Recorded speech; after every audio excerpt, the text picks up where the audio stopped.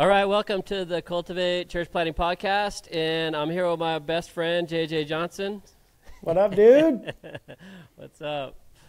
JJ and I have done ministry together. We have rode mountain bikes together. We have snowboarded together.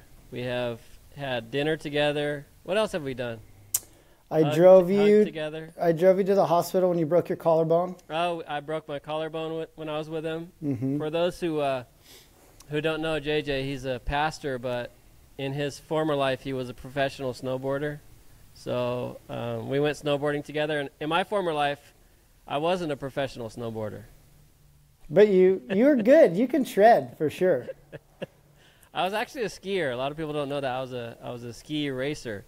Remember that one time I did a helicopter? I could cue it up right now. Put some B-roll in there. I did the mid-90s pole plant and everything. Oh, my goodness. I relive that memory often. You brought that up for like months after that. Yeah, it's still in my, the boys talk about it all the time. I'm glad I had such an impact on the Johnson family. That was fun, dude. That was a really good season for me. Totally, me too. Yeah. So JJ is in Bellingham, Washington, and it's in the Pacific Northwest and the furthest northwest corner above Seattle. And we were up there. That's where we lived. Myself, our family, we lived there for I think just over 4 years. About 4 years we were up there. Yeah. And my wife Lynn is from the area. She went to junior high and high school in that area. And so we went and planted a church up there. And long story short, we met this awesome dude up there who was a really good guy. Not only that, but had a heart for ministry, working at a local Calvary chapel in the area. And, one thing led to another, and we connected up. He was pastoring at the church that we planted early on, and then now he is the senior. You call yourself senior pastor or lead pastor? Lead pastor. Or even like co-team pastor member. Yeah, I go by JJ. Yeah. When people come and they go to the you guys still don't have membership, right? Or do you? No. Okay.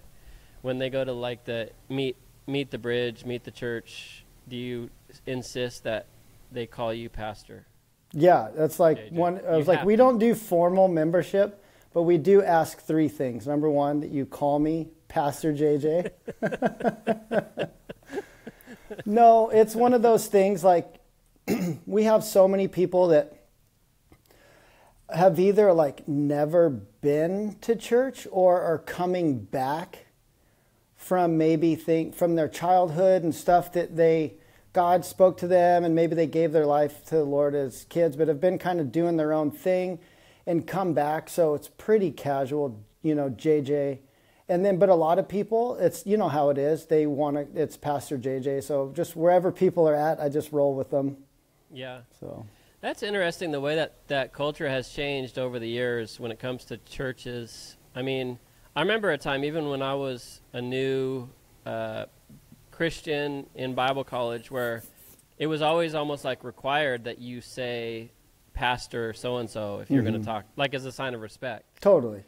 And I think that's fine, although I did know a lot of pastors who they insisted on that, not because of they wanted to make sure that young people had respect or whatever, but because they loved having that place of authority. Yeah. the dingleberries on their robes and the whole bit. Yeah, and so it is a sign. I think the same thing sometimes with like hats off for praying or something. Oh, yeah, I remember, I used to go to church with this old guy, and we were praying collectively at the church, and I felt this hand reach over my head and pull my hat off, and I was like, "What the heck?" And then and then I got to know the guy. It like made me mad. It was years and years and years ago. And so I grabbed my hat and put it back on, like, don't do that to me. And it was like this thing. But once I got to know him, when I stood by him when we prayed, I'd take my hat off. And then one day I took my hat off, set it on my chair, and the same hand that took it off grabbed the hat off of my chair and put it back on my head. So it was just like, it was a cool thing. So for some people, it's really a sign of respect, and I'm like, that's rad. Yeah. And for others, it's a barrier, you know. Yeah, it's so good. I'm teaching through Acts right now, and chapter 21 and chapter 22, Paul goes back to Jerusalem, and they like want him to do all these things for the Jewish believers there, and he's like, you know, he does them, not because he has to, because he wants to become all things to all men. Totally. And good advice, I mean, for young church planters, because me and JJ, we're very similar. We remember the way we used to be. Like, don't take my hat off my head. I can get tattoos and stand up here, and you're going to look at them, you know, whatever it is. And it's kind of like almost a rebellious spirit that's going to really hinder. You got to think about every generation in the church, not just the young ones or the ones that are like you. Yeah, it's a weird thing about being unique, but it actually creeps in as a form of pride, you know? Yeah. Yeah, so. Yep. Good insight. So JJ took over the church after we left. We handed it over. We probably didn't do the best job of everything, you know? You learn a lot. Did you just laugh? Yeah. And, you know, you learn along the way. But the church is going great. Why don't you give us a little bit of update on what the church is like and what you guys do and what you're doing right now? Well, it's crazy, dude. This in May or June will be 6 years since I took over from when we were together. And so I took over in I think it was 18. Kathy knows all the dates the best. She keeps all the dates. Yeah. But, and then obviously COVID. So we were meeting at that school, at the middle school where we were at for. Yeah, I handed it over just in time for COVID. So yeah, you're welcome. Appreciate that. And and we had that other building downtown. So we needed to make like a few financial changes. So we were at the school, COVID happened. We lost our building on a Thursday. And then, you know, so we had to pivot. So we did the whole online thing, and we were online for 50 weeks. Dang. 50. I remember thinking, I don't know how I'm going to do 8 of these, because they were like 8 weeks. Yeah. And then 50 weeks later, we rented in the afternoon this space that now God has provided for us to meet, which was always my favorite location in town. Yeah. So just for our listeners, whenever we would drive by this building, I would look at it, I'd be like, that would be a perfect church building. And a church was meeting in it, a great church. Yeah, was awesome. And I was always jealous of that church. You know, I'm like, they're great, but we should be able to be there too. Yeah, so that Pastor Dax, you know how with you, so one of my hearts is to be really connected in our city to other ministries and just people, you know, be about the city. Yep. And so we knew this church that was here and Pastor Dax. And so I felt like the Lord kind of, because I was looking at every property that was out coming into 2021 or whatever. And I just felt like, okay, all of this is going on. I don't know how many people go to this church. We pretty much have replanted, which I think a lot of churches have kind of had to do. Yeah. That's what I was just about to say. It's just like almost a restart, refresh. Yeah. And so we rented this place. They let us use it in the Sunday afternoons. If you ever plan it for your church planners, don't meet at 3 p.m. on Sunday afternoons. I always thought that. I'm glad you said that, because I always thought that. I'm like, that's not a good time. No, it's horrible. But it's the only time that was available, because their youth group met in the evening. I was like, could we do Sunday evenings? And that didn't work. So for like 3 months, we would set up and tear down in their sanctuary, you know, in their spot. So we didn't mess with their audio or whatever. And so we would set up and tear down. And it was like meeting in someone else's living room, kind of, but it was the door that God opened for us. Yeah. And you got to put all the doilies back on the couch where they were before you got there, you know, and like the coasters. You got to make sure the coasters are in the right spot. Yep, all the things. Make sure that it's vacuumed and and we did that. And then just one day, that pastor was like, "Hey, we're actually moving." They found another spot. They took over this other place that's outside of the city center a little bit, and which we could talk about, but the city center of Bellingham and some West Coast cities, there's like a dynamic down here that's can be, hard to navigate. Anyways, we prayed. We met the building owner. God gave us like tons of favor. This dude, we got along from get-go, and they moved out at the end of June, and we moved in July 1st. It'll be 3 years ago this July that we've been in the building. And so we came back. We were like 30, 40 people, because of all the COVID stuff. And God's been crazy faithful. And it's like, it's pretty dope. Yeah, it's been hard, but it's rad. Yeah, totally. I remember last time I talked to you, I was telling you how impressed I was with just seeing pictures on social media and what you guys are doing in the community and all that stuff. So props to you, man. Good job. Thanks, buddy. Yeah, Pastor, I learned Pastor it. JJ. Yeah, thank you. Don't you forget it. Step 1, Pastor JJ. Step 2, never make eye contact. Always look down. That's right. Cool. So yeah, talking about downtown Bellingham, this was probably one of the most unique places we've been, and we've church planted. And you're from Colorado, but have been in Bellingham for a long time, right? Yeah, we've been here 15 years now. Okay. And so Bellingham is like you said, especially Pacific Northwest or West Coast cities, there's a lot of, it's very, let's just say this, it's very political there, and it's night and day difference between the outside of the city center and the county where there's the farmers and the ranchers. I believe when Trump was doing his first election thing, he went up to the Linden is what it's called, little city right outside of Bellingham. Yeah, did his thing up there. Yeah, and huge success or hit with the locals in the area. Except when you get to Bellingham, Western Washington University's there. There's probably, what is there, like 150,000 people? I think we're hitting 100,000. I say we're a small city of 100,000. Okay, yeah, and it's like it's almost like a mini Portland in a lot of ways. That's how I felt. Yeah, it's a lot of similarities. Yeah, like when I was talking to Fusco, and it's like I say it's a place where the left and the right come just crashing in the middle. Yeah, and so it has problems, but there's actually. If you look at it as a place where we think of the bridge as just that, like this middle point. That's the name of the church, the bridge. Yeah.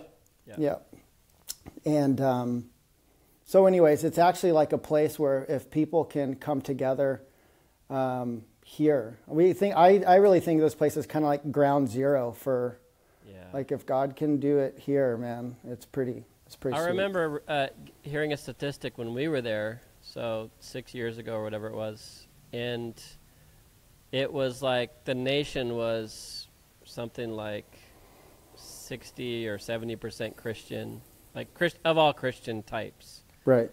And then, non-Christian or nuns, no religious was like 17%, 20%, something like that. And then the rest were different religions. Mm-hmm. But then in Bellingham, when we moved there, someone told us, I can't remember who it was, but it's like the exact opposite. It's basically like 60% no religion, and then only like 20 or so percent. That's in the town or in the city center there. So yeah, I would say there's truth to that, but everyone has people. I think this is a place where some people moved here to escape what they would call like religious organization, but I just here of all places, I'm like, people are just searching for God. So you could define it however you want, but I really think we're in a season where people are really hungry for like truth. Yeah.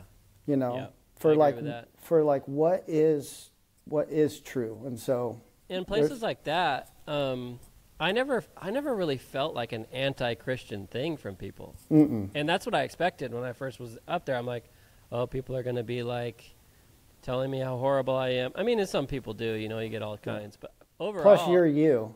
Yeah. So they're like, don't look at me. I don't like you. You must be a Christian. No, they were, for the most part, people were kind of indifferent. It was like, and a lot of people didn't even know, like, over the last little bit. So I left before things really got divided in the nation with COVID and the elections and all that stuff. So now people kind of, when they think of Christians, they kind of have something that they think of, for better or for worse. Yeah. But back then, I felt like it was pretty open to what we had to say, what we were doing. And we were right downtown there too, and you guys aren't far off. You're just up the road now. So yeah, we're right across from the high school, and yeah, it's a cool spot. Remember those two drunk guys that fell over during your message? Was that you? That was when you were preaching, right? Yeah, and he passed out mid message. Did you think this is the Holy Spirit? No, I was like, am I boring? But we had a firefighter, Matt was there, so I'm like, I was like, Matt, take care of that. Yes, so for our listeners, it was right. I mean, it was downtown where there's quite a large homeless population for such a small city. Yeah, Is it still that way? Oh yeah, dude. Yeah. More. Yeah. So we would clean up the drug needles and all that stuff before church service, and all were welcome. We so hey, we meant it. What? That building, somebody just hit us up about that building. Yeah. Because I mean, we haven't been in that end. So we're just at the other end of Cornwall. We haven't been there in 6 years, because we got rid of that place when I took over. And but it says bridge on the back where you painted back there. The big, that's still back there. But the last tenants just let that place go really bad, and there was crazy garbage and all this stuff, and people called the church. So some people thought it was still ours. So thank you. Oh man, were they like, hey, can you clean up your church? Yeah, we're like, not ours. Brian did that. Yeah, that was a team. That was a mission team from the Bridge Ministry at Maranatha Chapel in San Diego, which is where we came up from. Yeah, that was a long time ago. Yeah, and time flies. It really does, dude. There's aspects of it that are so slow, and then there's aspects that dang, dude, I can't believe Brian's been gone for that long, and all the stuff you've been doing. And bro, I can't even believe I'm in Florida here. I feel like you'd be good in Florida. I know you don't think so, but I think you would. Yeah. You'd be you know what? There's part of me. My wife and I have talked about this. There's part of it. I think I could do okay anywhere. Yeah. Because people are just rad kind of everywhere. Mm-hmm. But there's something about this place, because a lot of people left. A lot of church people have left, like the Northwest and just different things, and for different reasons and all that, and it's all good. But I remember when the great exodus was kind of happening, I was like, would I go somewhere? And it was just one of these things, I just felt like this is where I'm supposed to be. And so it's you just take that off the table. I'm like, dude, for better, for worse, and all the stuff, I just feel so blessed to be here. And then I think about our story, and on the church planting side of things, I mean, I wanted to plant a church here, and then it was clear that this church was going to be planted by you, and I was going to help and learn so much along the way. And then you and I have talked about it, and it's kind of clear that I was supposed to pastor it eventually, but it's just crazy how all that stuff has come to pass. So I'll come visit. But I'll. Yeah. Do you like fishing? Are you a fisherman? Yeah. I'll rip some lips, dude. Catch some bass. Or you go deep sea fishing, huh? You can do that. You can fish off the bridge and everything here. Everybody fishes everywhere. I went mountain biking the other day. There's no mountains here, but it's they've actually got some good stuff. Good little national parks and stuff. So. Yeah. Bellingham is some of the best mountain biking anywhere, except for Whistler, which is only, 4 hours away? 3 hours? Yeah, 2? Yeah. Dang. 2.5. 2.5. Yeah. See, I missed that. But it rains there a lot. Yeah, don't come. Yeah, I'm not. I'm going to come visit, though. You should, dude. It'd be good to see you. Yeah, I was talking to someone the other day about going up to... Oh, yeah, a guy, his brother just moved up to Seattle, and he's going to go up and visit. I'm like, yeah, we should go up and... Because I was mountain biking with him. I'm like, we should go to Bellingham. Like, okay. Yeah. So we're going to come and stay with you. Do it. Yeah. Well, yeah, it'd be cool. Everyone would love to see you. The story, you talked about the story of when we first got there, and it's actually really it's like a God story for sure, because JJ had been working in the area at with another Calvary Chapel pastor. He was volunteering for the most part. He was planting, well, you weren't planting trees, you were cutting trees. Oh yeah, arborist. Arborist, yeah. Yeah. You still arboring? Yeah. Yeah. It's cool. He climbs up, way up in the air, cuts stuff down, and it's pretty cool. I'm scared of heights. Just for our listeners' information. But yeah, he was working with this other pastor, and it wasn't in Bellingham. It was outside of the city kind of deal. And so then we came into town, Californians. And then, although my wife was from the area, so I had a little bit of clout, I guess. But we came into town. Well, she's from Linden, so. But she went to school in Blaine, too, so that's all right. And then we came into town like, hey, we want to plant a church, and someone connected us. And you were, like, so supportive. You're so positive and everything. And I come to find out later, that was, like, your dream and vision to plant a church, a Calvary Chapel church in Bellingham. Mm-hmm. And here we were coming in, stealing the dream. Yeah, dude. Well, I want to recognize you're just a humble guy, because I never knew that until you said something later on, like way down the road. Yeah. Like, hey, man. Well, we met at the international conference in Costa Mesa. Okay. Yep. Do you remember? I don't know if you remember. So we were eating lunch, and then I heard, here comes Brian Kelly. He is moving to Bellingham to plant a church. And so you're walking over, and I sized you up from across the parking lot. Yeah. What did you think at first? You're like, oh, this guy's a dork. No, but I was like, oh, sick. I was like, he's, young guy. But I also know Bellingham, it's kind of, I don't want to say like a core city, but it's kind of like one of those ones like, you know how it is, Beham. It's like a place. It's like a thing a little bit. Yep. It's kind of like a surf town or like a... It's a very cultural place. Like there's breweries on every corner. Yeah. There's a lot of nightlife. It's like Bend, music. Oregon. Yeah. It's like a Boulder. It's just kind of at that outdoorsy vibe, or whatever. And so, but I remember meeting you and I'm like, oh, this guy's cool. And then I did all the stuff where it's like, dude, he's moving into our turf, the turf war thing. And you sort of do this thing where you don't really ask for permission. You just kind of do stuff. I asked your pastor for what he thought, the one that you were working with. Yeah. And he said I should move to Iraq.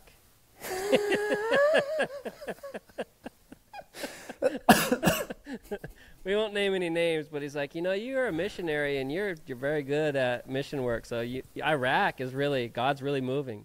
He's really moving there. And then I was like, no, we're not really going to feel called to Iraq. Yeah. And then he's like, actually, even better, if you want to stay local, I can't remember if it was North Dakota or South Dakota. One of the Dakotas. He's like, North Dakota is really, they really need some God's good. Moving. They need he's a good, moving solid there. Church. They probably do. I don't know. Maybe someone's called to North Dakota or South Dakota out there, and this is just confirming it for you. Hey, man, you hear like stories of, how I remember hearing how Levi Lesko was called to Montana. It's not what he was looking for. God called him there. But I just felt like this is where I wanted to be. And then here's this dude who's going to come up here. And I met you. And to be honest, you were, a bit of an answer to prayer, because I'd been praying like, Lord, could you bring me like a brother in the faith, someone who's like my age, that like-minded.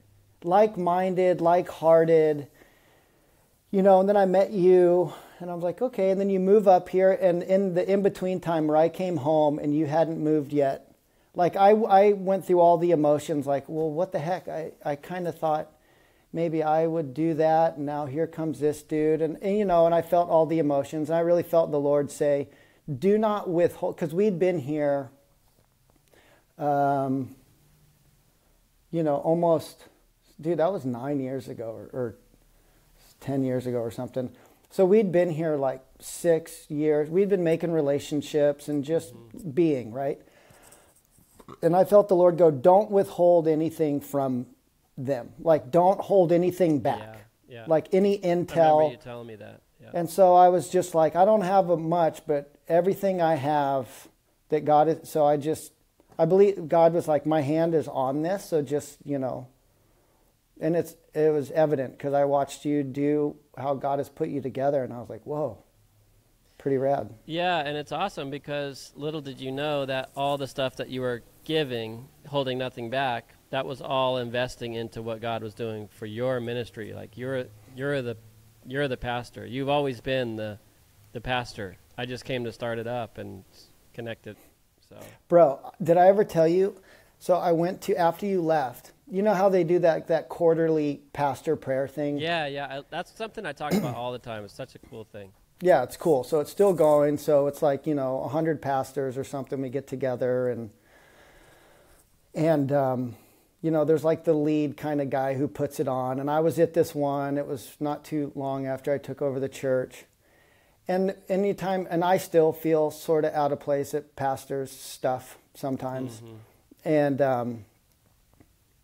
And so we're sitting there, and this dude, he stands up in the middle of the circle. There's 100 chairs around, and he grabs an empty chair and he drags it to the middle of the circle. Mm-hmm. And I'm just going, dude, there's no, whatever you're doing right now, the answer is no.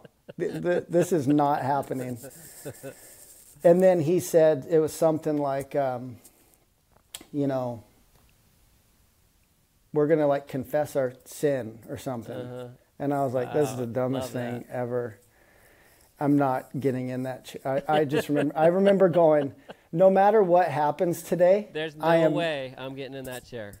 And the moment I said that, the Lord spoke right to my heart, and he's like, oh, you're getting in there. You're getting in the chair. And I was sitting there just being like, there's no, the answer is no, it's not happening. And he's like, you're getting in that chair. I've asked you to lead, and you're going to lead by being, I tend to do this thing where I do what God is feel like he's calling me to do and people, you kind of grow in front of people. That's part of leading, is your growth is visible. That's what Paul said to Timothy. Mm-hmm. And so he's like, I want to give you a chance to come up here and just confess. And next thing you know, I'm on my feet walking to the middle of the room. No one else had gone. And I was like, were you the first guy? First. Oh, I'm pretty sure. Man. And I'm sitting there, and in my mind, I'm like, I don't even know. What am I going to say? I was like, you're an idiot. What are you going to... someone else do it first, and you could have said what they said. Totally. So I sat down. Long story, I'll make it short. Sat down, and I started, like, crying. And I was like, dude, I was so embarrassed. It was just embarrassing. There's all these people that I'd done ministry. These are pastors. So this meeting, I just want our listeners to know, these are all the, like, pastors from all the city and the surrounding areas of all the, like, I would say, like, evangelical kind of Bible type churches. So those are big all your ones, peers. little big ones that have been there for years. Yeah. Thousands of people, like they're known. They're like, you know, the heavies, and those dudes are super cool, all that. And this was, you know, 6 years ago, and so I sat down. Huh? Did they laugh at you when you did it? I thought they were good. I was like, if Brian's here, he would laugh at me. So here's what I did. I sat down. Not out loud. And I was like, in that moment, the Lord was like, here's your sin. And I was really afraid, dude. I was afraid because people were leaving the church because I wasn't you. Like, it was all the stuff that happens, part of it. And I was really scared of failing. And I'd had like some really rough words spoken over me in ministry and different things about who I'm not and what I'm not good at, and it was like I didn't know that stuff affected me so bad. But the whole, to your point of you planning the church, but me being called to pastor it, this one man came up and he laid hands on me. It was Derek Archer. Mm-hmm. And he came up and he laid, because you guys were homies and your kids went to school together and stuff. And he prayed over me and he said, Lord, how is it that you love this man so much that you would bring another family here from California to start this thing and do this thing? And it was just this prophetic word, and it was like really kind of released some of that fear. I still battle it because you want to do a good job, and and you're scared that you don't. But I was like, whoa, I'd never thought of it that way. I just kind of thought of myself as like Brian's replacement, that like it's up to me to not kill this thing or blow it. But I'd never really felt that sense of empowering, and the Lord just used that time, but he used it through a confession of fear, which I thought, which was crazy. So that's awesome. No, I saw God's hand in it the whole time. And like I said, we could have done things better or, different or whatever. We didn't know. We never really, the more I do this, let me just say it like this. The more I do this, the more I realize none of us really know exactly what we're doing. We're just you see kind of what other people have done in other situations, but there's no identical church. There's no identical church plant. There's no identical way to hand over a ministry. And handing over a ministry it's a different thing. Yeah. Yeah. It is. Yeah. I think, like for you, and then I've done this before. I've done it. I did it again after you. I handed over another ministry. I know. Yeah. Yeah. I handed over one before you too. Mm-hmm. I'm a chronic. I should have sat in the chair. You should have. But I feel like it's, in a lot of ways, easier to kind of start something up and get it going. I guess that's because that's what I feel like I'm gifted to do, church planting, than it is to be the guy that's faithful day in, day out. Like, we're in it for the long run. Like you said, everybody else is leaving. Like we have, right here at this church in Florida, we have 5 families from Portland, Oregon, or like the Vancouver, Washington area. Yeah. That moved because of COVID and all that. Yeah. They all moved to Florida. Yeah. From New York, from California. Yeah. And so, but to be the guy that stays and says, I'm not here just to start something or to see something get going. I'm here for the long haul. I think that's in my view a much higher calling and maybe even much more difficult task. Yeah, it's so funny because you always seem to want to have the gifts that other people have, and you don't. Mm-hmm. And it lives in that whole comparison thing. And then we're in such a comparison culture where if you take over the church for a long time, you're compared to the person who left. And I did that to myself, dude, for a while. I was like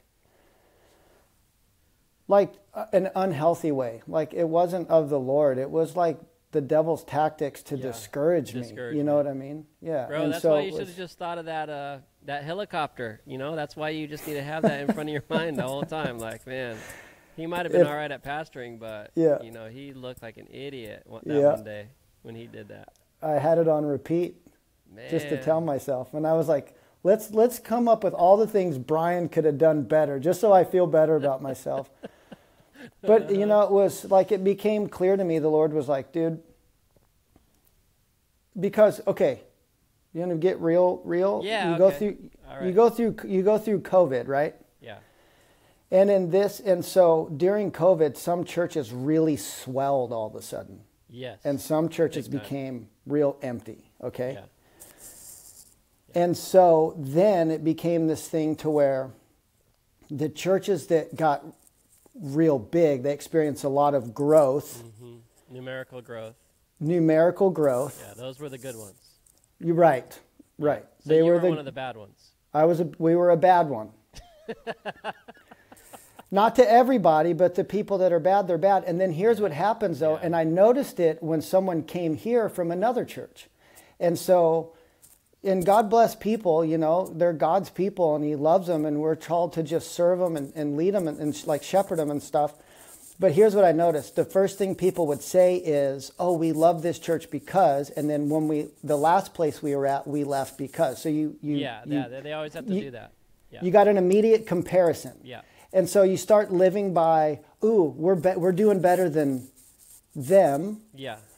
Okay, and that feeds into pride. And then, or it's like, oh, but we're not doing as good as them, which feeds into pride as well. It's just you're like listening to your own praise report and discouraging report. Yeah, and obviously it's not healthy, but it's like, it's a real thing because you're always being compared and contrasted. And so and I found myself being like, oh man, if we just had like as much resources as them, then we could do this. Or if we just had a building, and the Lord just laid on my heart. He's like, dude, you have everything to do. You have everything you need to do what I'm asking you to do. Yeah. And it just really reframed like, okay. And it just to quit the comparison culture and to just be free from all of that. And you know, to give you a high five in that, it's something that like I feel is one of your strengths, you know, at least on the outside. Like Brian is cool with who he is and how God has put him together. And I know that's part of the reason our paths, you know, crossed, is for someone to just, because you remember I was like, you felt like I was in trouble, you know, when we had to have a meeting or whatever, and you're just like, bro, there was just like this. Yeah. Yeah. And so anyways. That's another long story, and I think for another episode is coming out of an unhealthy relationship with another pastor. Yeah. Especially a pastor that is over you. And but that's not for today. That's not for now, but you know, I think you've done a great job. You are doing a great job. I'm going to come back up and visit, and like honestly, I think we started the church and everything, but you've replanted, refreshed it, taken it to a place that is perfect for Bellingham, perfect for the time that you live in. And you were faithful during those years of, you know, having to do things just, I mean, COVID messed everybody up. But, you know, in that city, especially, it wasn't easy, so. Yeah, we just we just said our whole like, the way we filtered all of that was when we look back on this time in 5 years, we want to be able to be like, oh, we did a good job there, as opposed to like reacting so quick in the moment. Because like we're going to be here. Yeah. And I'm like, when the economy is back to normal, when life is back to normal, people are still going to be broken and hurting and empty and searching for God. So we just started using the term, we just want to play the long game. Yep. God's grace is the long game. And so we're looking back, you know, a few years later and you know, God's grace is the long game. Yeah. Hang on, I got to write that down. It's true. It's good. Yeah, that was good. Do you always say that, or do you just come up with it right now? No, I've been saying it. Okay. God plays the long game with us, so we play the long game with our communities. Great. All right, JJ.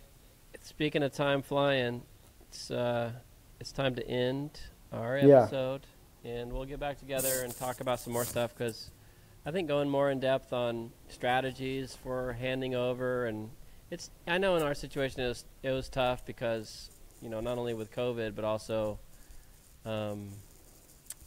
just we didn't really have.